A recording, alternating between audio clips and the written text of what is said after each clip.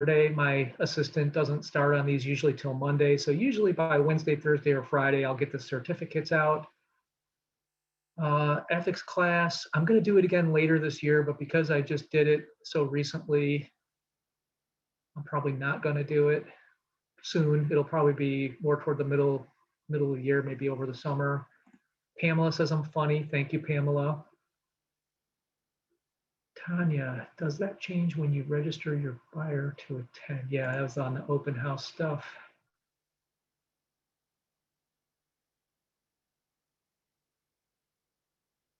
Hope had a question about land. Yeah, I mean, Hope, really, in all cases, the best way to protect your procuring cause is to do the showing with the buyer. So if they are just going to walk land, yeah, you can send them there, but don't be surprised when they write an offer with someone else. I know it's land and it's easy to just send them to walk it, but do the showing with them, and that protects your procuring cause. I'm going to close a few of these out because we answered them live.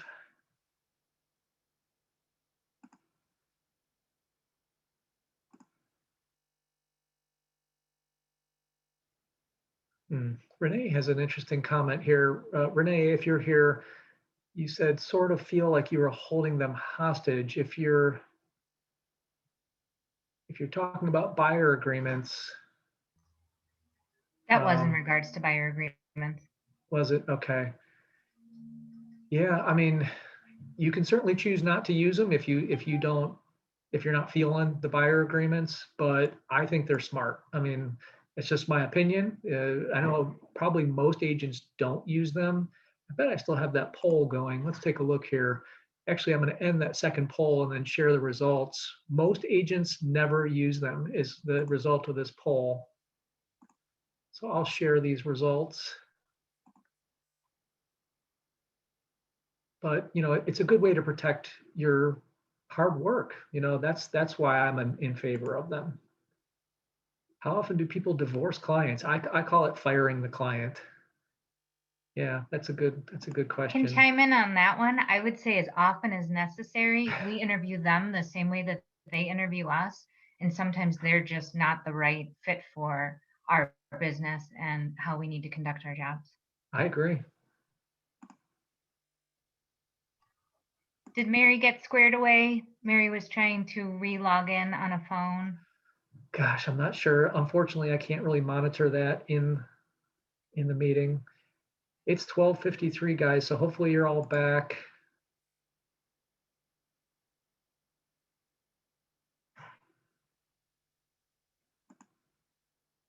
Yeah, I don't know where to tell you to find core classes, sorry.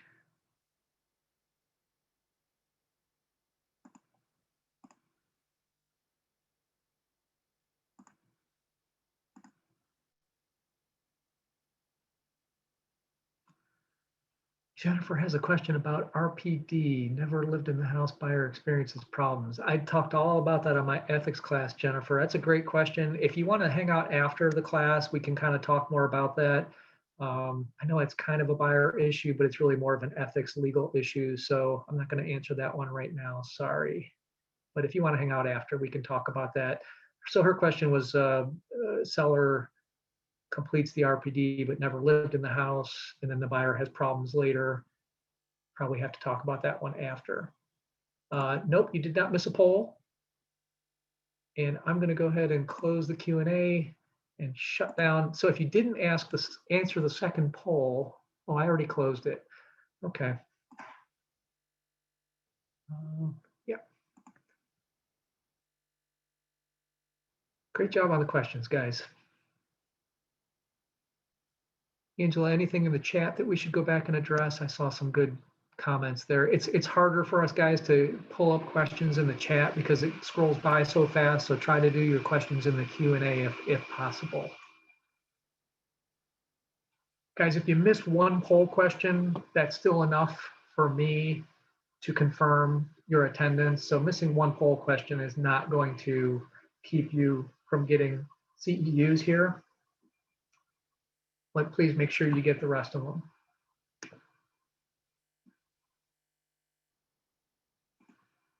Okay, so I'm going to share my screen again.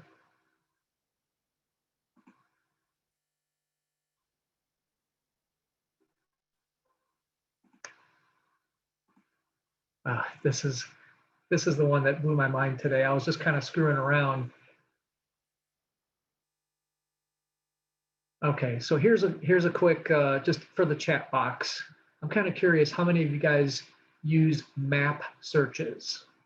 How many of you use map searches where someone says, I gotta be in this area, north of Mayfield, south of Monticello, but I want to be east of Taylor. And so you, great, I got the best tool in the world. It's called a map search.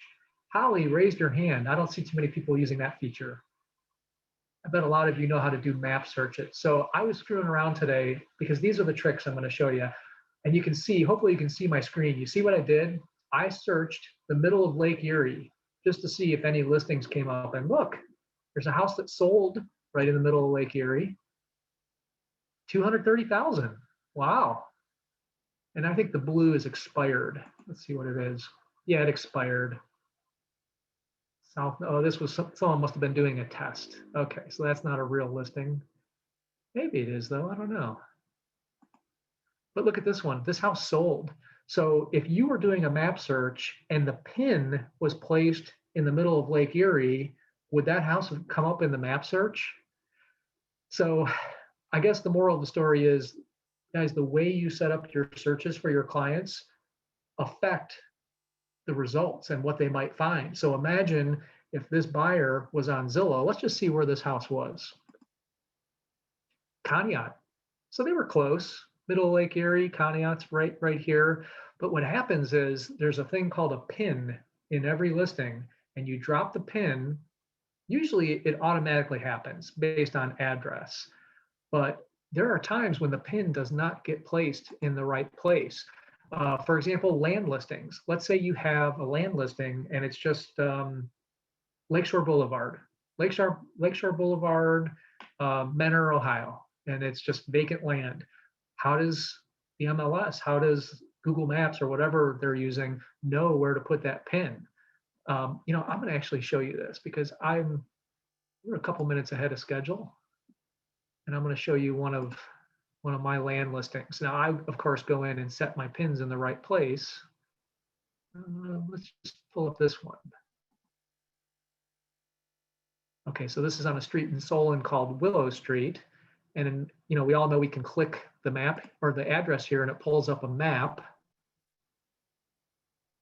And Willow Street's right here. It's off of Aurora Road.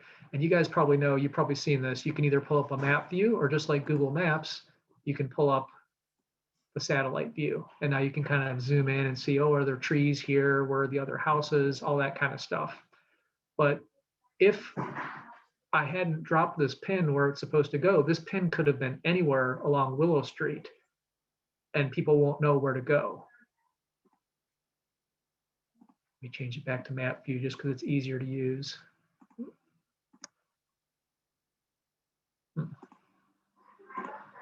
There we go. Okay.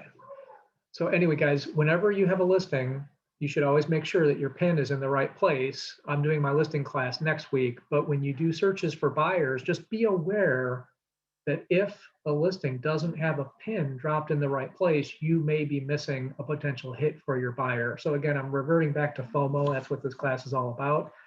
How you set up your search and the type of search you set up could potentially be missing homes for your buyers. So think about the buyer interview, the criteria we were starting to talk about, 3 to 4 bedrooms, this price to that price, locations. When you set up your searches, you have to account for both human error and human fickle. So if I tell you I want a house that's over 1,000 square feet, there's a couple of things you better make sure you do, like checking the box that says 0 square feet. I'm going to show you that in a second. What if I found you a house that was 950 square feet with a finished basement? Would you consider that? Okay, so these are the types of interview questions that you need to ask, because when you set up your searches, I'm going to go ahead and go to, we'll do residential search, and I'm going to show you a few things. This gets, I kind of nerd out when I do this, so hopefully I don't lose a bunch of people here. Actually, do I have another poll question? Let me just double check here, guys. Sorry, I'm going to stop my share for a sec. see what the next poll is here.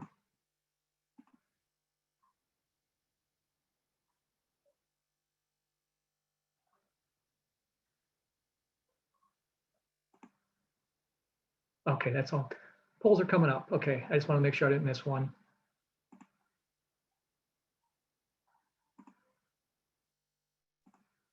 Okay, so we're back to the search screen. So let's start with a simple one. Let's start with price. So let's say your buyer says, oops, I'm looking between 100 and 200. And I want Cuyahoga County. By the way, I'd be curious, how many of you are from outside of Cuyahoga County? If you're outside Cuyahoga County, drop your county in the chat box for me. Cuyahoga County, and let's say Lakewood, Brooklyn. By the way, guys, to select multiples, you hold down the control key. Rocky River, Fairview. Wow, look how little inventory there is. Let's go 100 to 300. North Olmsted, there's 47. That's pretty good. 64. This looks like a pretty broad search, right? You know, I need 3 bedrooms or more, you know, and you go into all these different criteria. I want to show you how something as simple as price could make a huge difference in your buyer's searches. So this ties into when you have listings too, guys. So think about how this would affect it if you do listings. I know this is a buyer class, but I did see people like Daniela Maragos, who does a ton of listings, and Angela, of course, you know, a lot of listings. So I know you don't work with buyers that much, but you can extrapolate some of this stuff to help you do a better job on listings too. And we'll talk more about this next week on my 1-hour class. But I'm going to make one little change here just to show you what I'm talking about. What if I took this search? Oh, wait a minute. Let me do one thing. So it was how many? It was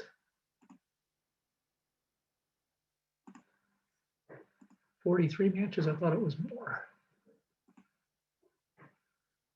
43 matches. Now, what if I just went like this and changed this to 95,000?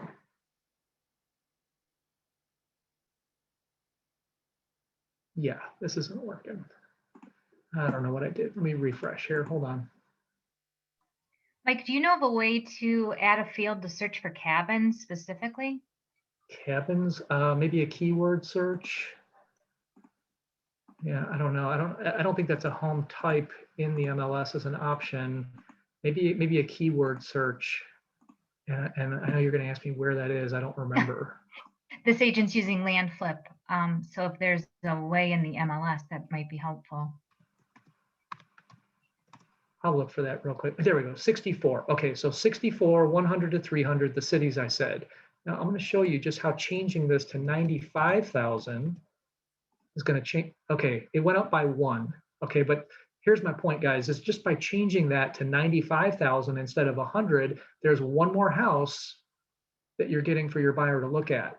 Now let's do another one. Let's raise this to 310. Okay, that didn't raise it at all. Let's do 320 just to see. That didn't raise it at all. So the point is, you know, even just one house, that could really make a difference by expanding the price range. And I bet if we look at the results, the one house that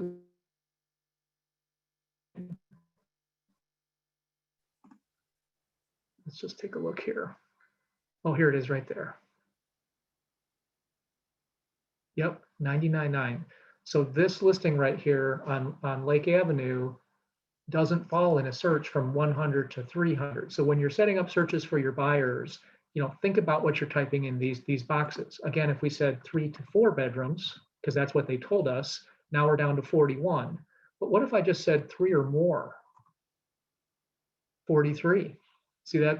You just added 2 more potential listings for your buyers to look at. We were talking about square footage earlier. Let's say they tell you they want 1,200 or more square feet. I find this stuff really cool. I mean, I like I said, I totally nerd out when I do this kind of stuff. Hopefully I'm not boring you guys to tears. I used to teach this class in person at the office, and I had it up on the big screen. So I know you might not be able to see this real clearly, but squint, but that's why I'm narrating it too. So right now I've set this up for 1,200 square feet or more. In fact, let's do this. Let's make it bigger because I don't think that changed anything. Let's say 1,500 square feet or more. Now we're down to 19 matches. Okay. Now I'm gonna make one little change here. I'm gonna tick the box that says include 0 square feet, because what happens if a listing goes in and the square foot's not filled in? What does it come up as? I bet in the chat box I'm seeing a lot of zeros. That's exactly right. Oh, come on, it didn't change. Darn it. Let me add some additional statuses here. It's not going to work. Let me do this. I'm going to uncheck 0 square feet. Okay, there's 404 listings, 1,500 square feet or more. Now I'm going to check the 0 square feet. Look at that. It added like 20 some more listings. There's a lot of listings in the MLS that don't have square feet filled in. So if you don't check this box, again, these are homes that will not come up in the search. Now, you may say, yeah, but Mike, they may not meet the criteria of 1,500 square feet or more, but you know what? They might. So it might be an 1,800 square foot house, but because the square footage is not filled in and you didn't tick this box, they're going to miss. Your buyers are going to miss that potential house. Angela, I see the, all I can see is the chat lighting up, it blinks. So if you think there's something that's worth explaining, I know this could be confusing. If you think there's something that's worth elaborating on, just let me know. Somebody asked about pole barns also. That might be, you know, another search field like the cabins. I'm not sure if there's, you know, a certain field that includes those two things. And there was thoughts on using the buyer's highest budget plus closing costs for searches as searched for their dollar values.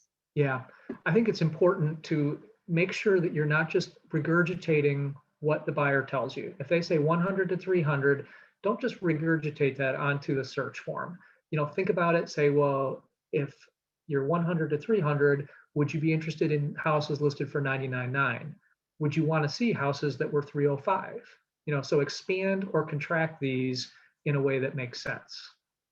So I'm going to scroll down here. A lot of people may not know this. It's pretty well spelled out, but if you've never used the keyword search, it's down here.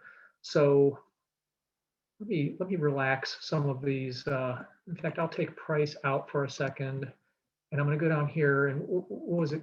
Log cabin? Is that what they were looking for? So if you want, search for none. Oh, because we're in Cuyahoga County, that's why. So let's do Ashtabula. I bet there'll be some out there. No, let's do all counties.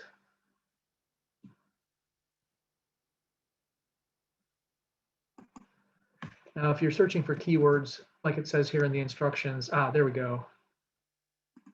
If you put the stars before and after, that's going to find everything that has LOG in the word.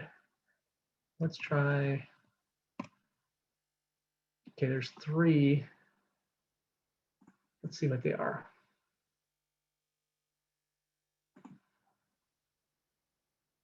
No, that's not a log cabin. Hey, look at that. I just found a log cabin in Grafton by searching by key log cabin lovers. Okay, so what you're searching are the keywords in the remarks and the public remarks.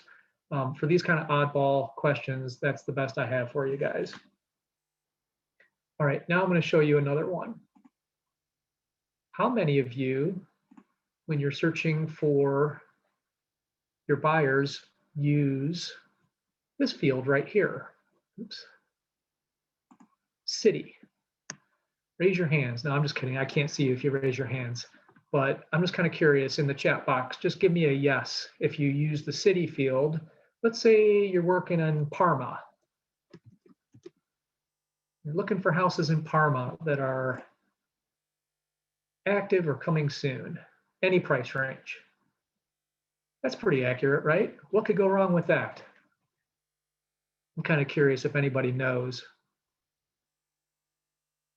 Not sure how easy it is for you to see the chat box, Angela. I hate to keep asking you, but if someone knows, I'd be really impressed if you know why this could potentially be a problem. I may have to add another city just to get, because it's not all that common. But again, guys, when there's an inventory shortage, I'm going to add a couple cities here. When there's an inventory shortage, missing 1 or 2 listings could be the difference between, you know, getting your buyer a house and not getting them a house. Let's do Parma Heights. We'll add Parma Heights. Just add a couple of cities here to make my point. Let's say they're also in Brook Park.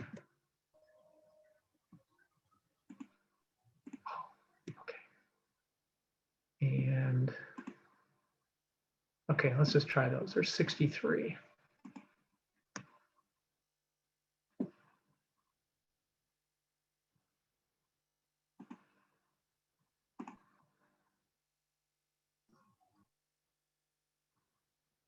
Come on, it's making me a liar. I'm going to add a couple more cities here because this really happens, guys. Let's do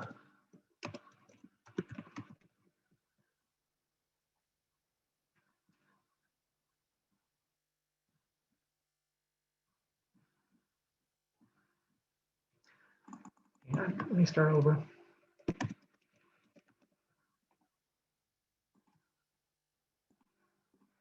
Okay, I did Mayfield, Mayfield Heights, Mayfield Village. You know what? I'm going to do this. I'm going to add other statuses too, because I'm only doing active. That's probably why. So there's 256. I guarantee I'll find one here that makes my point before you guys fall asleep on me.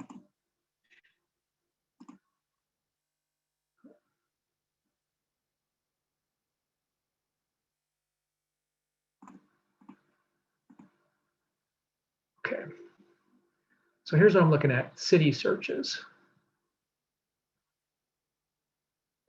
Gosh, maybe I've taught this class enough times that no one's doing this anymore.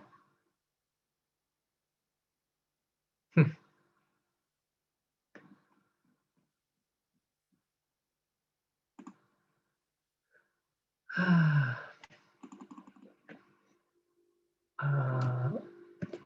try South Euclid.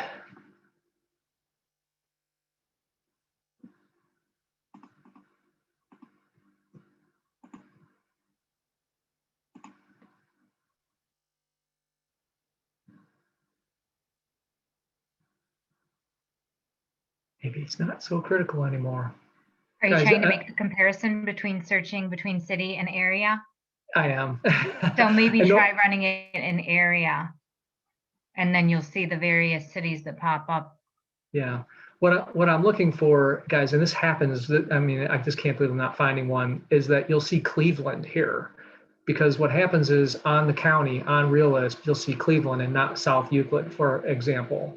But I'm going to do exactly that, Angela. It's just a matter of, I think you're running specifically that city, so only ones with that city will show up. But if you run the area, you'll see both.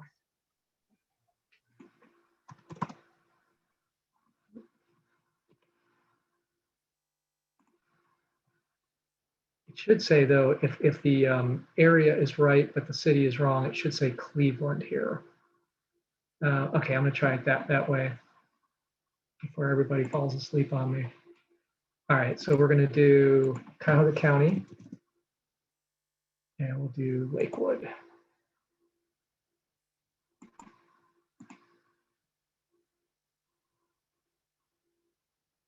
Actually, Angela, I don't think this is going to work. Because when you search by area,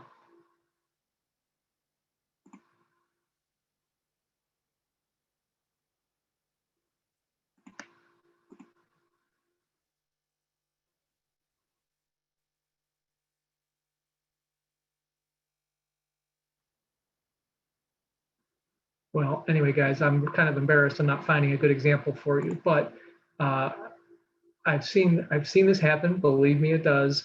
that if you go in here and you search for city, and let's say you're searching Parma, some of the realist, and you're going to see one as soon as you go back on the MLS one day, you're going to say, oh my God, Mike wasn't full of crap. But in realist, in the county printout, it's going to say Cleveland instead of Parma, instead of Mayfield Heights. So I would encourage you to use the area more than you use the city. Okay. I know I could find one if I sat here long enough, but it usually doesn't take me very long to find one at all. But here's the thing. If you search Lakewood, for example, but in the MLS, because someone just pulled it directly from Realist, it says Cleveland, and it's actually in Lakewood, it will not come up if you search by Lakewood, because in the MLS, it's listed as Cleveland. So I'm not going to sit here and bore you continuing to look for it, but that's when you want to use areas. Now, there's also a time, that, like there's no one answer for anything. Like I said, I love map searches, but then today I was kind of embarrassed when I did my map search in the middle of Lake Erie and a listing came up. I would have never found that search if I was using a map search. Here's one. If you guys are in cities like Cleveland, Akron, any of the big cities, you all know that you have all these different areas, and particularly on the east side of Cleveland. Have you guys ever studied these areas? Cleveland, north of Euclid Avenue, east of Eddy, and then particularly these ones down here, they don't make any sense. Like they're north and south of roads that run north and south. So east of the Cuyahoga River. Okay, that's a pretty big area. What does that include? Is that north? Is that south? South of Woodland and Kinsman. So here's what happens, and I'm gonna show you this real quick. And I know a lot of us aren't working in Cleveland, but the point is it's everywhere. It's Akron. I'm sure it's in Columbus, any of the bigger cities. So I'm going to show you, I'm going to check some of these here. So there, I selected 4 areas of Cleveland: east of the river, south of Woodland Kinsman Road, east of Woodhill, and Woodland Kinsman to 79th. And I'm going to pull up the map, and we're going to see how all over the place these are. Look at this one up here. This certainly isn't in that near east side where I selected. This is probably closer to Collinwood or East Cleveland or something. Here's one that's on the west side. So the point is, when you're doing your area searches, you also have to be careful, because if someone says Slavic Village, that's more like right here. Is that 1601? Is that 1605? What the heck is it? In fact, let me draw a map. Let me draw a map search around Slavic Village, and we're going to look and see what areas different agents have used. We'll go all the way down to there. So we've got 1601, 1603, 1604, which is right. So here's a lot of times what I'll do when I'm doing area searches like this is I'll draw on the map. I'll have my areas, but then I'll delete all my areas. So right now there were 16, I think it was. Now I'm going to delete all of them, and look, now there's 82. So that must mean that there's a whole bunch more that are different areas that I didn't have selected. Did you see what I did there, guys? I removed the areas after I drew on the map, and a whole bunch more listings showed up. So again, you have to be careful when you're using area searches and city searches. Just keep it in mind. And I know the city search didn't quite pan out, but I've done that before, and I'm telling you, some of them will come up Cleveland, and they're not really in Cleveland.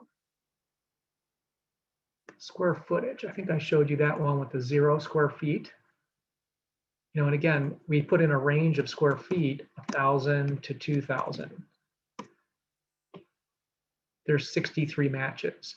But if you just change this to 950, there's 65. If I check 0 square feet, 73.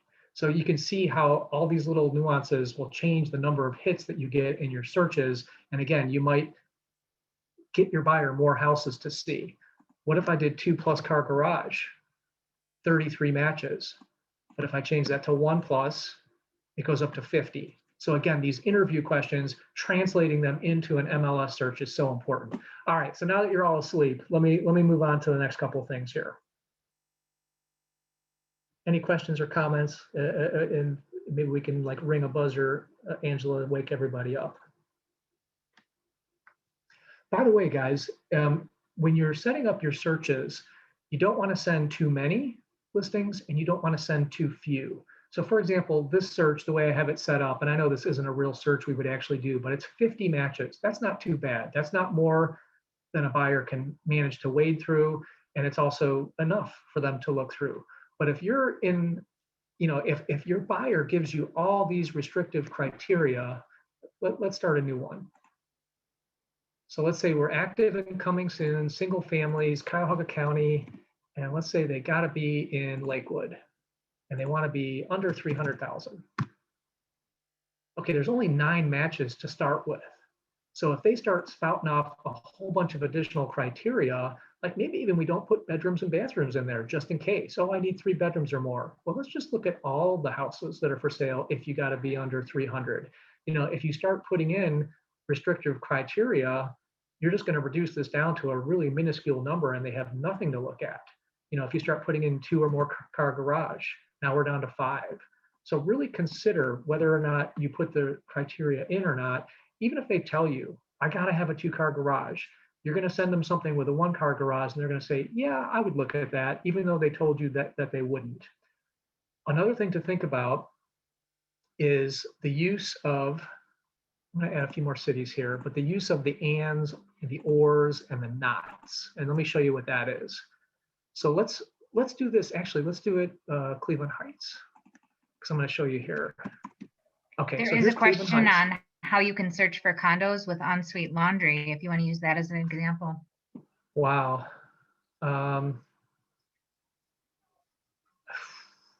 He stumped me. Stump the chump, as my friend Chad Kuzner says. You could do a keyword search. There might be something under features here. Let's see, what are the features? Amenities. Laundromat. Nope, that's not it. In-unit laundry. That's a good one, guys. I mean, what I would say is that there's so little inventory right now. I would push back and say, why would you even do that? If there's only 15 condos and they're really broad search, why would you worry about searching for in-suite laundry? If it was 2010 and there were, 100 times the amount of inventory, yeah, maybe I've got to start narrowing it down. But I would say, no, let's just look at the pictures. Let's look at each listing and determine if it's got in-suite laundry, because that's one of the pitfalls of searches too, guys. I've seen this happen before, where someone will say, ranch only. And by doing that, they narrow it down so far that there's just not enough matches. So what's another one here? Someone who says, like, I gotta have AC. Okay, I get it, but how hard is it to add AC? Angela, I know you do a lot with investors. Let's just say that I'm searching here and I've got 31 matches, and my buyer says, if it's got no AC, I don't want that. Okay, so that's how the not function works. Look, we just went from 31 down to 16. That eliminated 15 potential houses for your buyer. You might have a conversation with your buyer that goes something like this. Angela, I know you want AC, but there's so little inventory right now. If I set up a search for you that has homes that don't meet the no AC qualification, I'm missing a bunch of houses for you, where I could refer you an AC contractor, an HVAC contractor who could add AC for you. And heck, maybe we could even get the seller to pay some closing costs so you have the extra cash to do that. That's a whole additional conversation. But see, by doing that, we've now restricted the search down to 16 as opposed to 31. All right, so that's an example. So that whole in-suite laundry, I'm sure there's a way to search for it. I don't know that off the top of my head, probably because I've never done that search. There are people that are going to say, I hate well water. So you could do wells, not, I'm in Cuyahoga County, so that's not going to come up here, but let's just do real quick. Let's do lake. So homes in Lake County with no wells, 152. If I put, that's 300 and under. If I relax that restriction,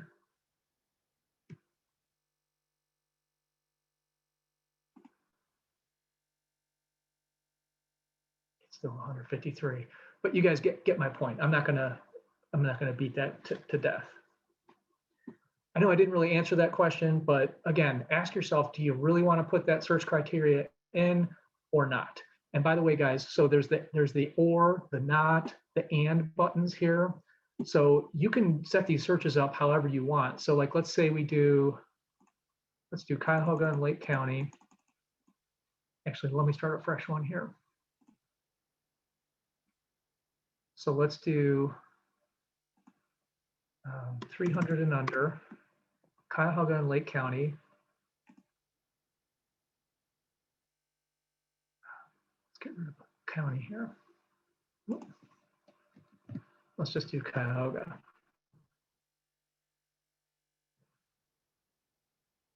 Actually, let's mix it up and do Geauga. Okay, 300 and under in all of Geauga County, there's 33 matches. So now we start narrowing it down.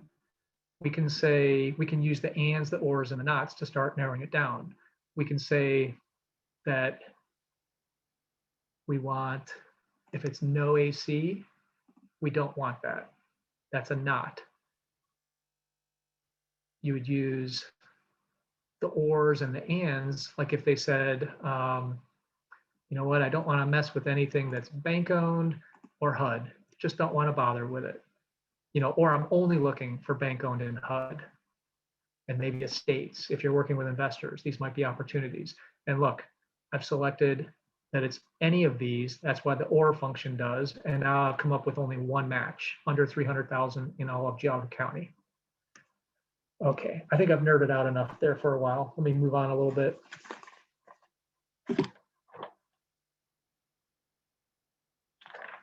Let's see, I got that one.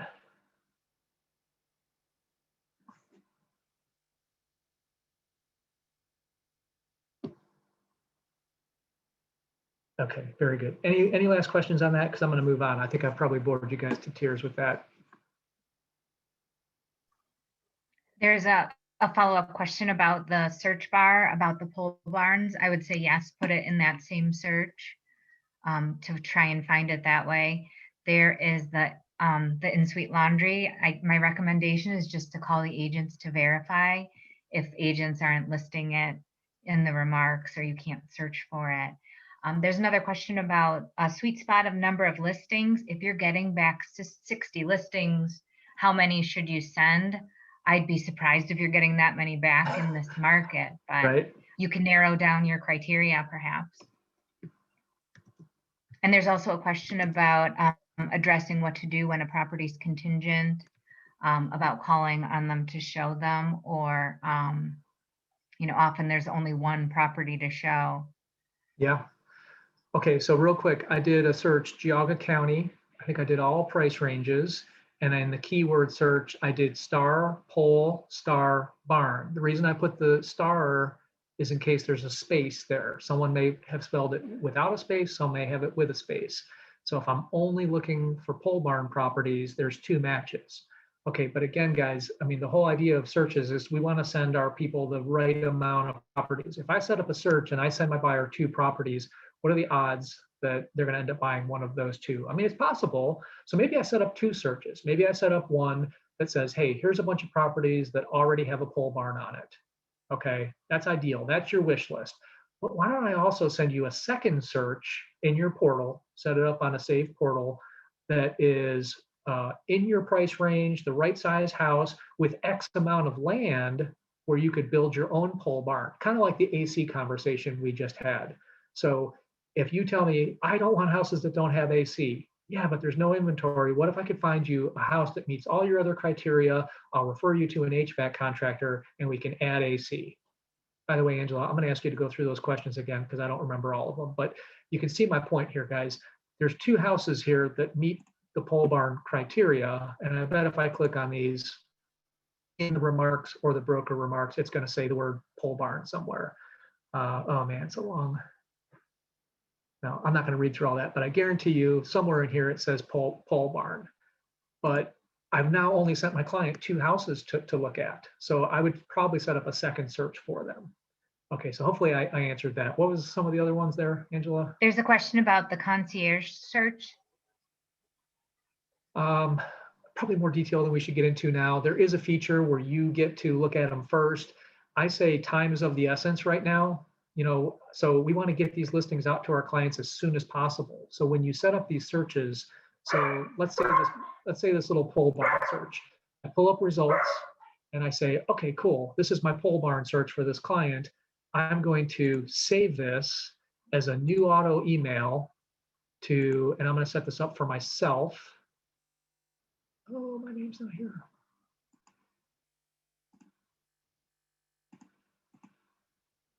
Set it up going to myself. Pretend like I'm the client.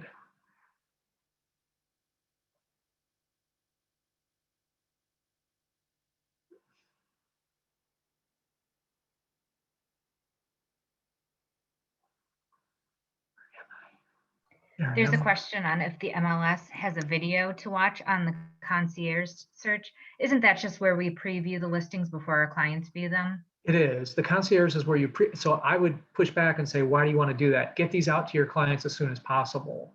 So I don't right now in today's environment, I don't recommend the concierge unless you have a client who says, look, don't send me 20 listings. I want you to look at them first.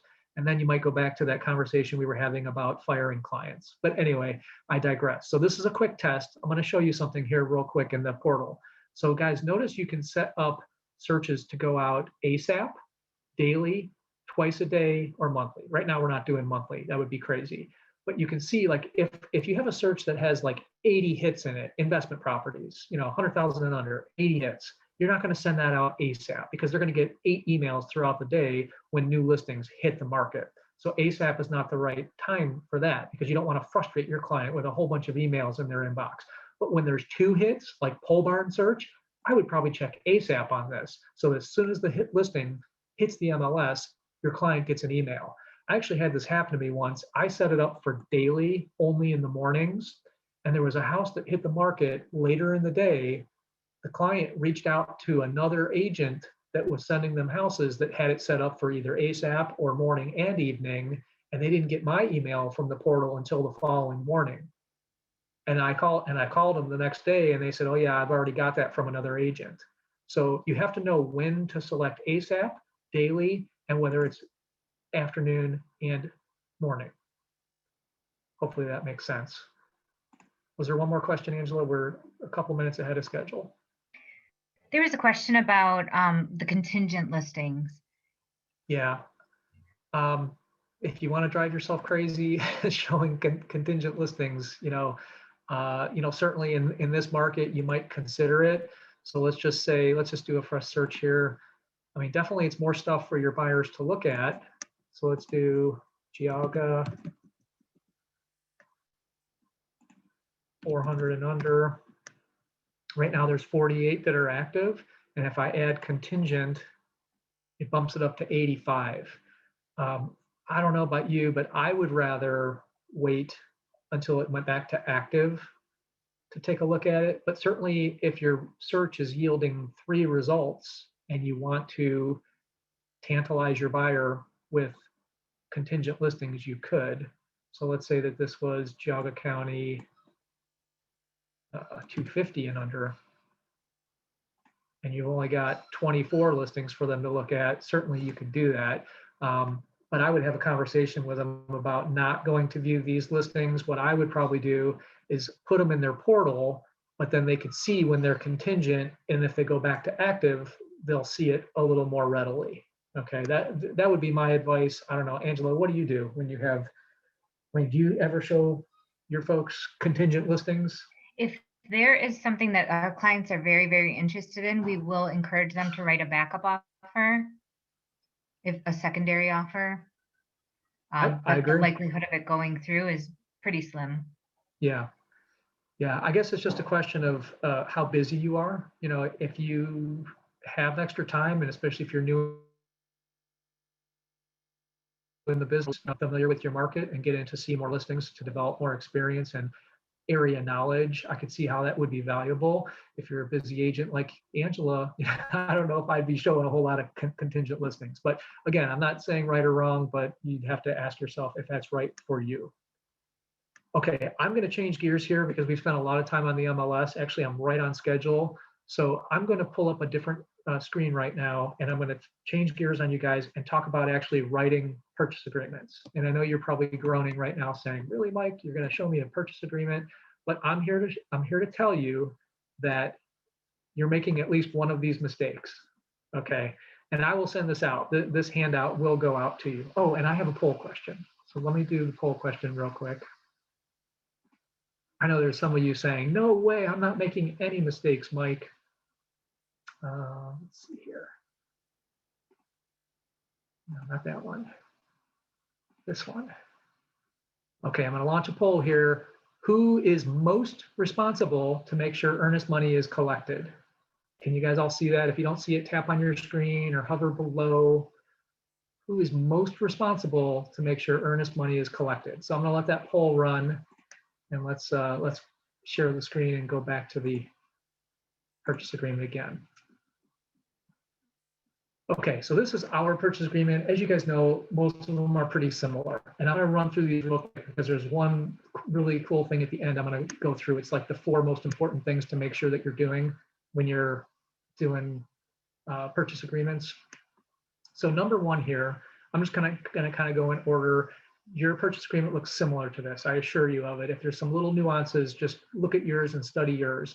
So this one, I highlight this one. And by the way, I go through these things with my teammates because I want them to learn it. What do you guys write here on line 10, where it says garage door openers and blank controls? Please put in the chat box what you write here.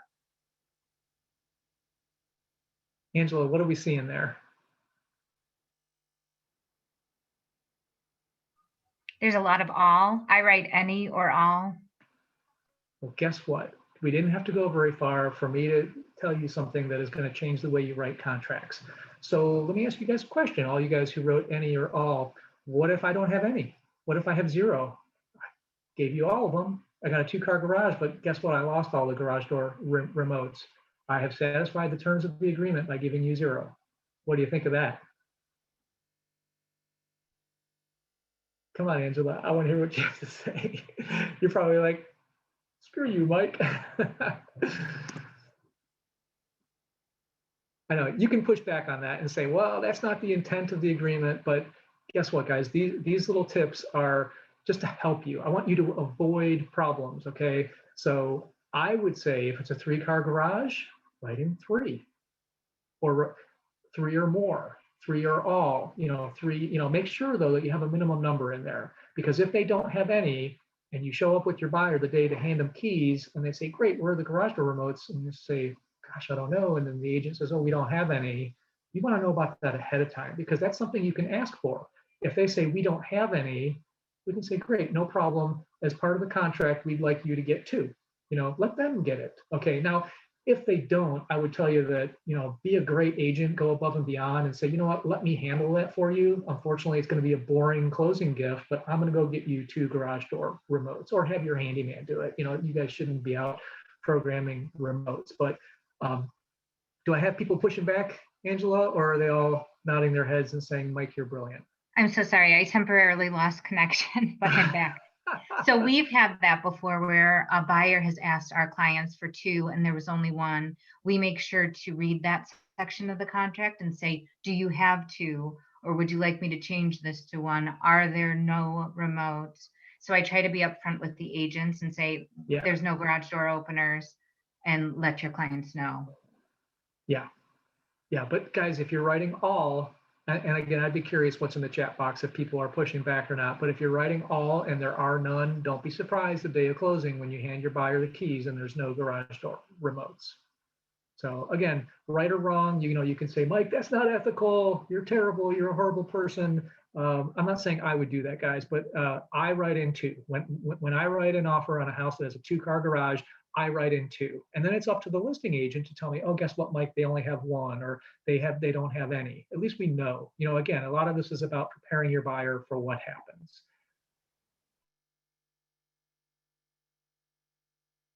Do you write in your brokerage? Do you write in the title company? What do you write? Do you write in you? Do you hold the earnest money? I cover this in the ethics class. So I would argue, and I know people are going to say, yeah, but title companies can go out of business. Well, you know what? Brokerages can go out of business too. You never know. but I write the title company in here whenever I can because I don't want to have to handle the earnest money. I want it to be at a neutral third party where we don't have to worry about it. Our office manager, our operations manager would love to have that taken off her plate. If all the earnest money could go to title companies, it would be a wonderful thing. I'm here to tell you that I think it is a lot less work, a lot less liability on your part if you guys would write in title companies here, okay? And by the way, as agents, you never hold the earnest money, okay? Speaking of that, let's go back to the poll real quick. Let's see if I can pull it up. Okay, great. We have some really smart people here. 77% of you, by the way, I'm going to, gosh, only 92% voted. If you didn't vote on the poll, there's 11 people that didn't vote on it. I'm going to hold off on sharing it. 77% said the buyer's agent. Yes, the buyer's agent is most responsible for following up on the earnest money. Is the buyer responsible to some degree? Yes. 2% of you said buyer. Yeah, absolutely. You should be following the contract. But guys, do our buyers even read these contracts half the time? Are they going to remember to say, hey, by the way, you didn't get the earnest money yet? As a buyer's agent, don't rely on your buyer to remind you to collect the earnest money. 1% said seller. Now, typically the seller doesn't follow up on earnest money. 17% said listing agent, the seller's agent. Yeah, we should be checking. You know, it is our responsibility as listing agents to make sure it has been collected. But I would argue that it's really up to the buyer's agent to not only get it and make sure it goes where it has to go, but to keep a copy of it and send it to the listing agent. Now, if they don't get it, the listing agent should be following up. By the way, guys, those of you who said lender or title company, almost never. You know, they don't really realize it's not there until the end of the deal. Okay, so if you haven't voted on this poll, make sure you do. I'll leave it open for another minute. I think I have another poll coming up here though, so I'm going to end it. If you didn't, just make sure you're dropping in chats, okay? Let's see. Here's the next poll. It's about who picks the title company. Oh, I'm looking to ruffle feathers here. Angela's shaking her head going, Mike, why would you go there? All right, so we did earnest money payable to. Next poll is up, guys. So financing. I brought this up because I want you guys to look at some of these things, the wording in your contracts, and each contract's a little different. The dates are so important on contracts, guys. So this one says that we're going to make loan application within blank days. So if we write in 7 here and it takes them 8 days to make loan application, have we broken the contract? I would say yes. I would say yes. Okay, so there's certain dates that are on or before or on or about. And I think you guys just intrinsically know the difference there. But you know, something like this where it says you're going to make application within X days, that's an on or before. If you say 7 and it's day 8, technically you haven't followed the contract. Okay, you could be in default of the contract. And obtain a loan commitment no later than X days. Okay, this is another on or before. But there's an on or about that I want to show you. Oh, where the heck is it? On or about right here for closing. So what does that mean? So the reason that the recording date is usually on or about is because we don't want deals falling apart because they record a day or a week late. In the state of Ohio, there's some precedent that on or about means give or take 30 days, okay? So when you get to the closing date, and someone says, well, we haven't filed yet, we haven't recorded yet, we're out of contract, we want out, chances are you're not, because it probably says on or about. So this whole section here, just read your contract, understand what it says, understand what the dates that you write in mean to both parties in the transaction. I'll pause and take a breath and a sip of water there in case there's any questions. Hearing none, I shall proceed. Now we're down to the title section. Now, we don't really have a blank for it on our contract, which I wish we did, but let's get back to who picks the title company.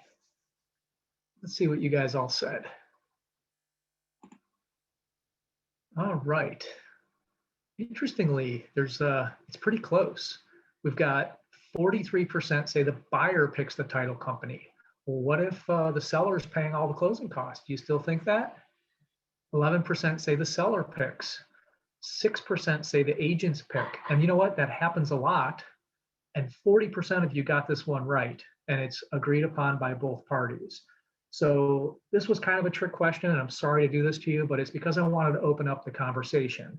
I know that right now people are probably freaking out, citing RESPA in the chat box. And if you are, good for you. You know RESPA and you're right. Because the way it reads, and I'll loosely translate this, and by the way, I'm not an attorney. This is my loose interpretation of this, so please don't hold me to some word that I misconstrue here a little bit. But RESPA says something to the effect of a seller can't make it a requirement to use a particular title company in order to sell their house. You know, like you can't, you're not supposed to say, well, I'm selling my house and I'm only going to sell it if you use XYZ title company. You're not really supposed to do that per RESPA, which is the laws that govern this kind of stuff. The buyer can buy their title insurance from whomever they want. Now, does that mean that the seller can't be adamant about the escrow being done by a certain title company or all the other work being done by a different title company? Guys, we shouldn't, first of all, we shouldn't be arguing about title. We should be trying to reach that mutual agreement on title. Some of us have ABAs where we have financial interest in title companies, and we really want to use our title company, but we're here to sell houses. So I would ask you all to relax on that a little bit and remember RESPA, that ultimately we can't force the use of a particular title company, and it's really whatever both parties agree to.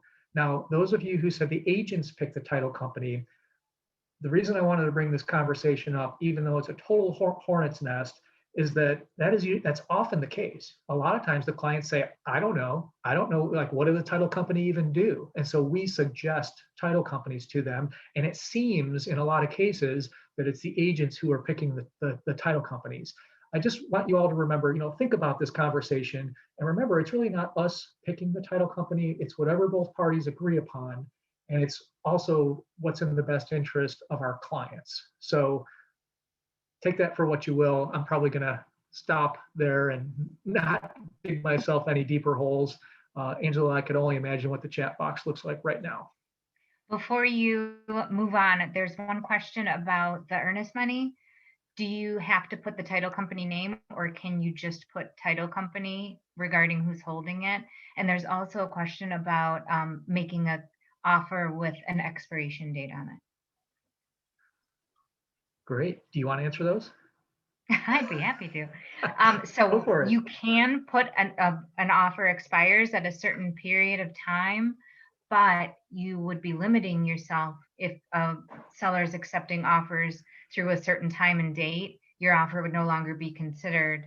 I understand why agents try to do that, but it usually just ends up getting overlooked and possibly putting a bad taste in the seller's mouth.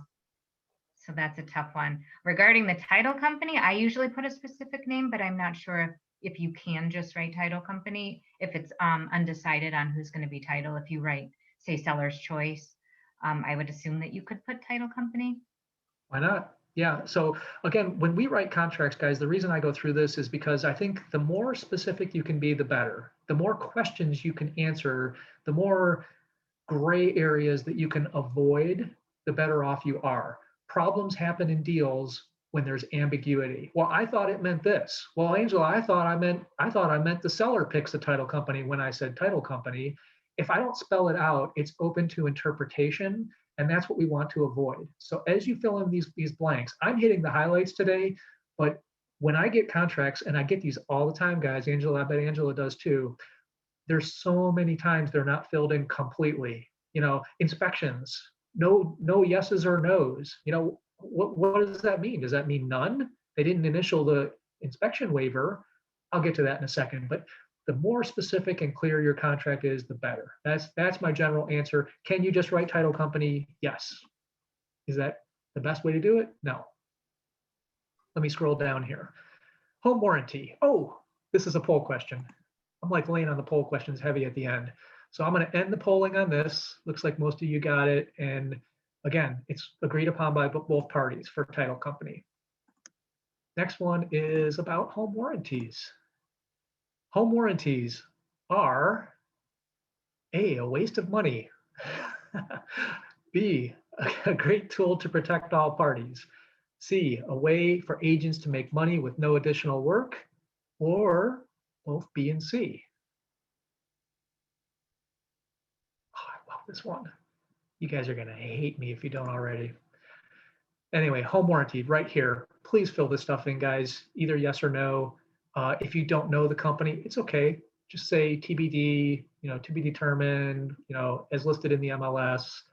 If you don't know the price, just say per MLS and who's paying for it. But the reason I wanted to highlight this is, first of all, I want to make sure you're all checking it. But secondly, to bring up this discussion. So right now I'm looking at it. 82% of you are saying it's a great tool to protect all parties. I'm surprised no one is checking C, which is a way for agents to make money with no additional work, because as a lot of you know, I see some people are saying B and C. And I suspected a few of you might check that. 14% are saying both B and C, and only 4% are saying a waste of money. The 4% who are saying that may be your opinion, and we know that most insurances, they collect more money than they pay out. I mean, that's a fact of the matter. So by the same token, you might argue car insurance or health insurance, it's a waste of money, because what are the chances that I'm going to have claims that exceed what I pay my health insurance company? But God forbid something catastrophic happens to me, I'm going to be pretty glad that I have health insurance, right? Look at home warranties in the same way. It's a great tool to protect all parties. If there is a claim, I had a friend who had a dishwasher, a microwave, and something else break all in the first year, and she made out. Now she's the exception, yes, and the home warranty companies are in business to make money. But the cool thing about it is that it protects us. Okay, and I know some of you that have been in the business longer have had these awkward conversations. My buyer bought a house 3 months ago. It's June. They turn on their AC and it doesn't work. They're mad because they think the sellers knew about it. How much easier is that conversation if you can say, gosh, lucky we bought that home warranty for you. Call them, not us. Because here's what happens when there are these kind of disagreements, it turns into lawsuits. Okay, and I've done enough deals to be involved in a couple of lawsuits. And again, I don't think we really did anything wrong. But when we have these protections in place, it makes it a lot smoother. So I would argue that they're not a waste of money, that they're pretty inexpensive, and it's a great way to solve problems later. Now, those couple of you who look at this and say, yeah, we get paid 60, 80, 100 bucks, whatever it is, and it's a great way to make a few extra bucks. I agree with that. But here's the thing, guys, know that it really shouldn't be no additional work. Most or all of the warranty companies have a form you have to fill out. They're not really allowed to just give us kickbacks. So when you think about that extra money that you make, I worded this a little tricky. I said no additional work. Really, they're paying us for filling out the forms. A lot of times we have to put serial numbers, models, all this information. So we really should be doing that in order to protect the parties. So it's not no additional work. We should be doing everything we have to do to protect people, depending on what warranty company. So I know someone's probably saying, hey, Mike, my warranty company, I don't have to do anything. Cool, just make sure it's a good warranty company. All right, so make sure everyone's answering that chat. I'm gonna move on to the next item. I'll take a breath, and if there's any questions. Inspections, please guys, make sure people are filling out initial the waiver box, okay? This protects you. This says that if I didn't check yes, they're waiving these inspections. Check all the boxes, even if they don't apply, even if there's no well or septic, please check them all. Make sure you fill in your days and check who's paying for it, okay?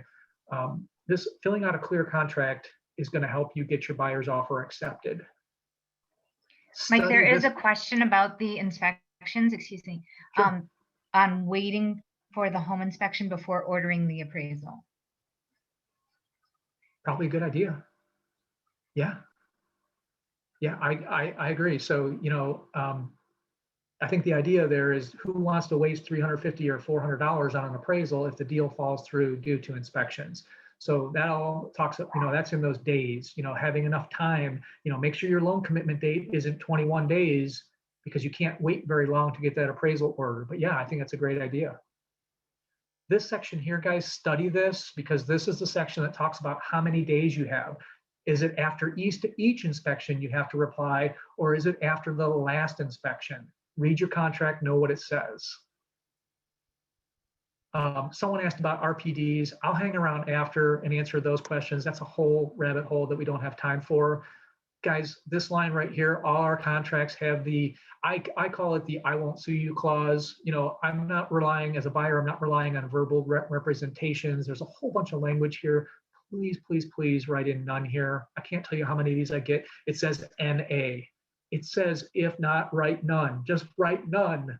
Okay. Let's see what else I have here for you.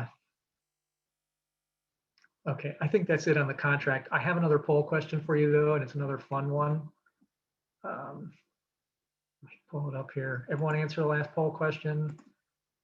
I'll end it. Let's do another one. Here it is.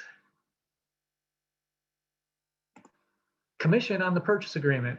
Writing in the commission on the purchase agreement is either A, a convenience for all parties, B, ensures the agent will get paid that amount, C, is binding, or D, shouldn't be done because it discloses confidential information. You guys didn't know they were going to be tough questions, right? Wow, I'm kind of surprised. Angela, I'm going to put you on the spot. What do you think the answer is? I bet you know it. Oh no, I already X'd out, but I think it ensures that the buyer's agent gets paid. Okay. Am I wrong? Yeah. Am I warm? No, you're wrong. Okay, so and that's actually what most people are saying. That's fascinating. All right, so I'm going to show you something, guys. And in the last 3 minutes, I'm going to hit four quick things that are going to keep you out of trouble. A lot of people, 40% of people are saying it ensures the agent will get paid that amount. So I'm going to give you a hypothetical here that's going to answer the question. Let's say that the MLS is offering 2%. And I say, heck with that. I want 3% because I'm worth it. So I write in 3% here. Everyone signs it, gets sent to title. How much do I get paid, 2% or 3%? Go ahead and throw it in the chat box. MLS says 2%, I write in 3% on the purchase agreement. Buyer and seller sign it. Everybody has agreed, right? I get paid 3%. Let me pose a different question. Let's say I think I should get paid $1 million and I write in $1 million here. Do I get paid $1 million? Of course not, guys. This agreement, purchase agreement, is a contract between which two parties? Which two parties? Fill that chat box. Buyer and seller. Okay, so an agreement between buyer and seller can't dictate how much I get paid. What is our agreement? Who tells us how much we get paid as a buyer's agent? It's the MLS. So regardless of what I write here, the title company is not going to pay you $1 million if you write in $1 million. So the answer to the poll question is it's a convenience for all parties. Okay, it is just a convenience so that everybody kind of is on the same page. And if there's a discrepancy, the title company knows to say, hey, what's going on here? Is it 2%? Is it 3%? Is it $1 million? It does not ensure you get paid that amount. It is not binding because that's an agreement between buyer and seller. And those of you who are saying it shouldn't be done because it discloses confidential information, it really isn't confidential. Truly, guys, we're supposed to disclose how much we get paid for doing what we do. In fact, we're not allowed to, quote, hide any compensation that we get. So it's not really that it's confidential information. I say, is it even necessary to write on the contract? It's not. If you don't write it in, it doesn't mean you're not going to get paid. It's just there as a convenience. I'm sure there's people that want to argue with me. I will stay after so we can argue about this if you want. Okay. I'm going to, let's see. Well, I should probably end that poll. There's 7 people who didn't vote on the last poll about commission, and I'm down to my last 2 minutes. So, you know what? I'll leave that poll open for a minute. I'm going to stop my share. There's one last thing I have for you guys, and it's really, really quick. As it pertains to our E&O insurance, our insurance is probably like a lot of people's, and there's 4 things that if you do them, a lot of times if you get involved in a lawsuit, God forbid, if you've done these 4 things, you won't have to pay your deductible. That's how our insurance is. At least if you do them, you're probably in much better shape if you get involved in some uncomfortable situations. So I'm going to rattle off these 4 things. Per MLS, someone is saying, yeah, but what if it gets changed? So I would write in on the commission, Lisa's saying just write in per MLS. I kind of don't like that because what if it gets changed later? But anyway, here are the 4 things. Do these 4 things and you will help stay out of trouble. E&O insurance will love you. Use a state-approved contract. okay? Most of you are already doing that, so I'll be quick on that one. Make sure the home warranty section is properly filled out, okay? Even if they don't get one, make sure that the buyer has the opportunity to get one, and try to sell them, guys. It's not about making that $60. It's about that they solve problems. Check yes whenever possible on the home warranty. And when you're listing properties too, guys, properly fill out the inspections section and encourage buyers to have inspections. Those of you who are not getting inspections, that's crazy. Get inspections. If you have a home inspection, it protects everybody in the transaction. Lastly, make sure that all the disclosures are filled out and signed by both parties, okay? I know there's a whole big long conversation we can have about RPD, but make sure lead is signed, initialed in all the right places, and buyer signs everything. And guys, have your sellers fill out RPDs correctly. All right, I'm going to close out this poll. Anyone wants to stay and chat with me after? Thank you for all the kind words, guys. It really makes me feel good to hear all the great feedback and see all you guys. Sorry, I can't see you in person. Whew. Thanks, Angela. You were awesome. You're so very welcome. There's a couple additional questions in the question and answer section. I don't know if you want to peek at those and follow up. Yeah. And if you got to go, that's no problem. I can open up the Q&A, and like I said, I'll stay for a few minutes and answer all these. Wow, a lot of questions. That's great. Thanks so much. This was a great class. A lot of the questions were answered. Oh, okay, good. Thanks, Mike. Okay, see ya. All right, so I'm just going to start at the top of the Q&A here.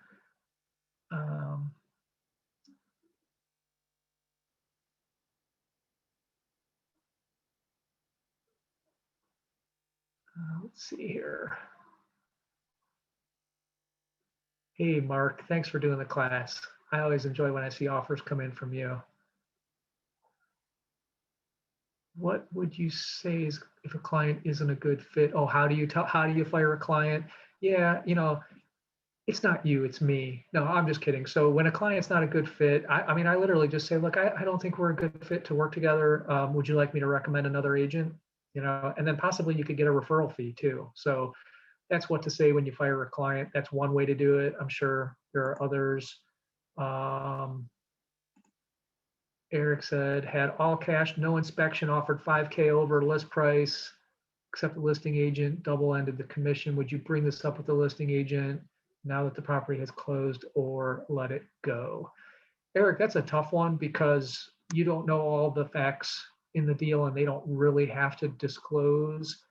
You don't know, maybe they were 10K above list price and after inspections it got negotiated down.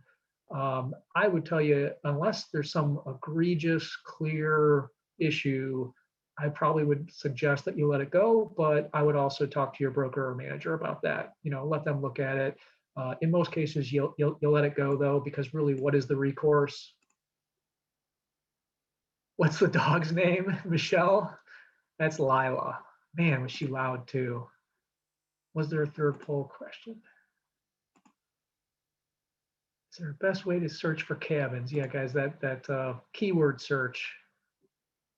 Pole barns again, David. I would try to, these real specific searches, guys, especially in a market where there's no inventory, I would try to not use these specific criteria.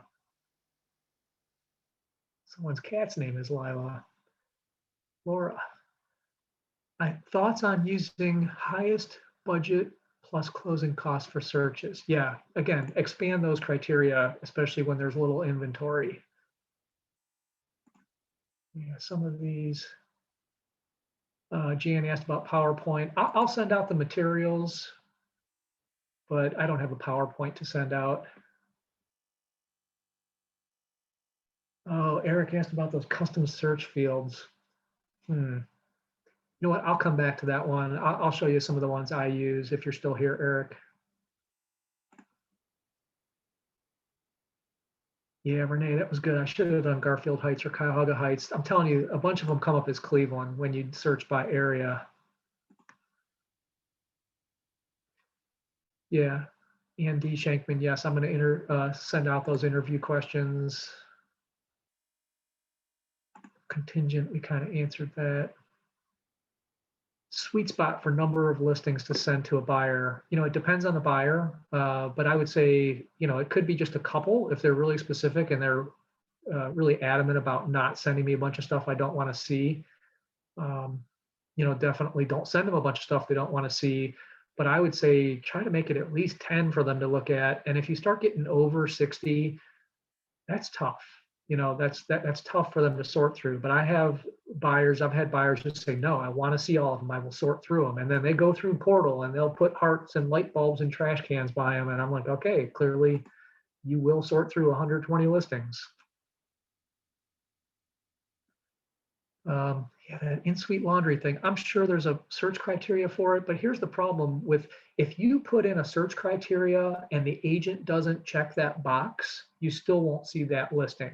So I would argue that even though something like in-suite laundry is a must-have, that if you check that box, there may be a listing that has it, but the listing agent didn't check the box, so you still won't see the listing. I would argue that it's better to include more listings, let them see all of them, and then I know it's more legwork for you, but before you go schedule showings, double check that it has in-suite laundry.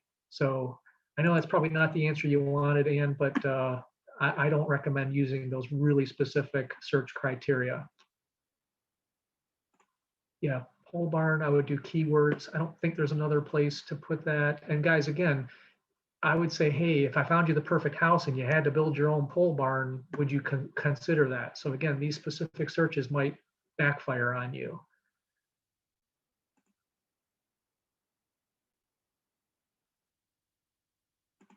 Concierge. Until certain date. Yeah, that's the deadline. Deadline on offers. In a seller's market, guys, don't put deadlines on your offers. I mean, you can if your buyer wants you to, but explain to them why that could backfire. As Angela said earlier, it could put a sour taste in the mouth of the seller. They may say, oh, these people are going to be hard to work with. Tanya, you asked to say something again. I'm so sorry. I don't know what you were referring to. If you know what you were referring to and you're still here, hit me up.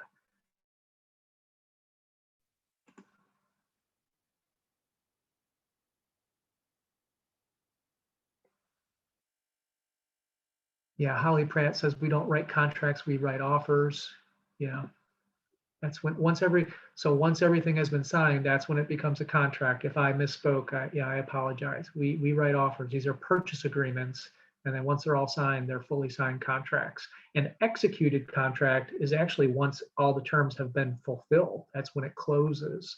So sometimes we misuse the term executed. Executed means all the terms have been fulfilled. Fully signed contract is the better way to say it.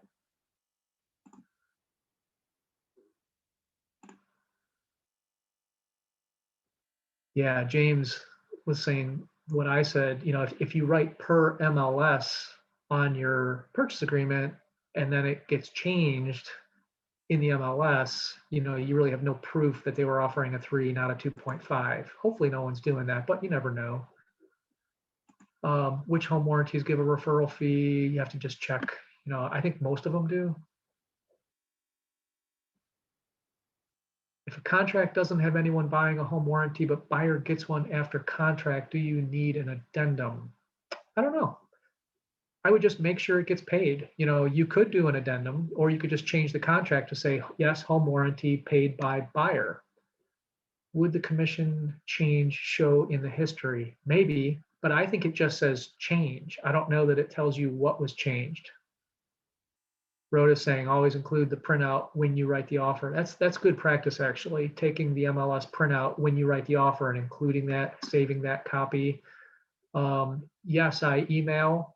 I don't mail. I will actually email the certificates. It takes us a few days, guys, to verify all the attendance.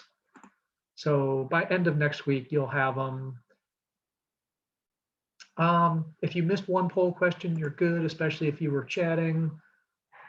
On loan commitment, it depends on the type of loan, how many days you write. So Tofik was asking about that. So if it's FHA, you might want to have a few more days for loan commitment. If it's a conventional buyer with a 800, 830 credit score, it might be faster.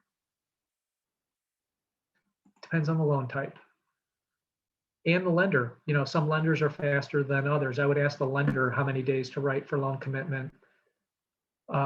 Mary was saying, you know, we were asking about delaying the appraisal being ordered till after inspections. When she says when she's a listing agent, she wants to see it ordered. I agree 100%. You know, we want to make sure it's ordered timely, but as long as the buyer is fulfilling the loan commitment date, it's hard for us to mandate that it gets ordered by a certain time. You know, certainly, Mary, if I were the listing agent and we're a week away from loan commitment and the appraisal hasn't been ordered yet, we're probably going to be flipping out, right? And last question here. I have multiple buyer clients. This is Samantha. Multiple buyer clients not want to submit earnest money until after inspection. What do you recommend?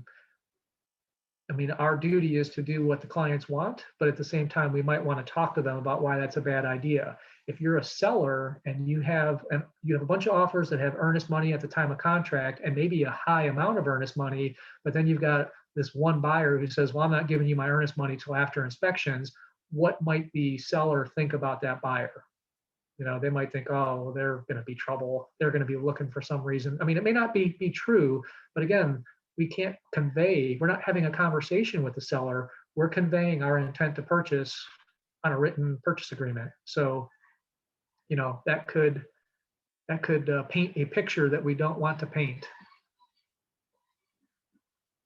All right, guys. Well, if there's questions in the chat, it's hard for me to scroll back through the chat, so I'm going to close out the Q&A. Anybody have anything else that's still here? That whole RPD conversation. Oh, I was supposed to show, I don't know if that, I think it was James was asking about my additional criteria I use. Yeah, so these are ones that additional fields I brought in because I like to use them sometimes. So like someone was saying, oh, a bedroom on the main floor. Well, how about full bath on the main floor? But again, there's a bunch of houses that are going to have a full bath on the main floor. And if the agent didn't tick that box, so I'm really careful about using these. This one here is living area total. So again, that whole conversation, I need 1,000 square feet or more. Well, what if I have a 900 square foot ranch with a finished basement? I can do a search that has 1,000 square feet or more of total living area because it's not up here. Up here is only square foot. This is square foot above grade.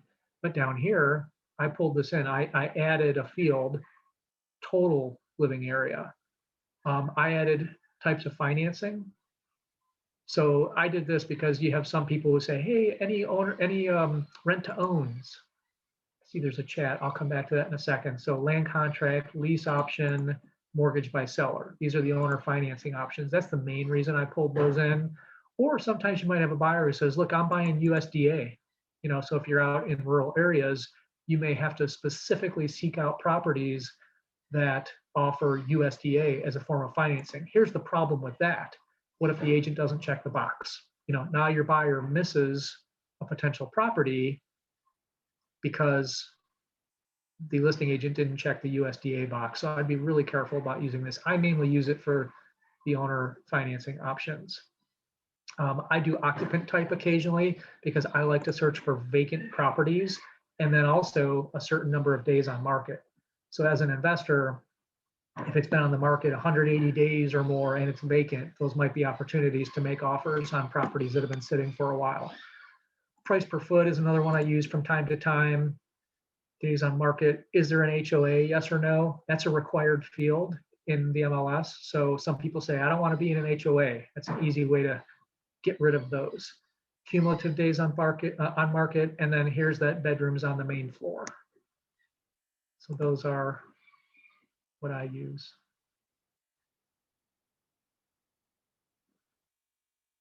Oh, it was Eric, sorry. Hopefully that helped, Eric. I mean, I would just pick through those additional fields and,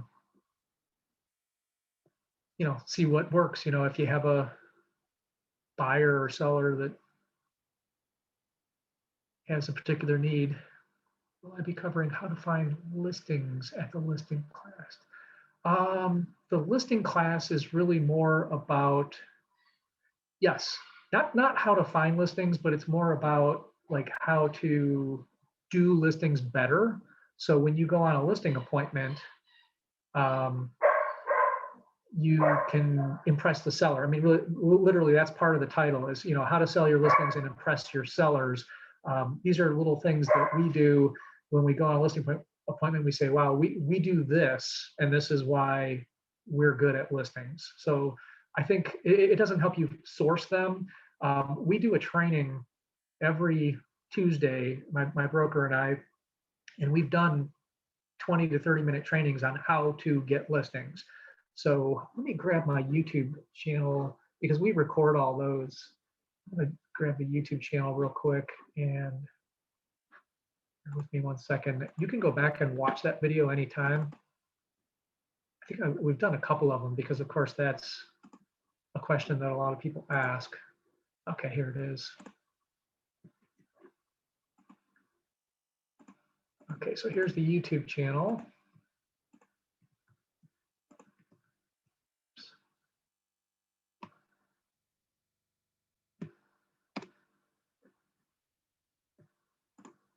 Okay, yeah, that's our YouTube channel. We do videos on,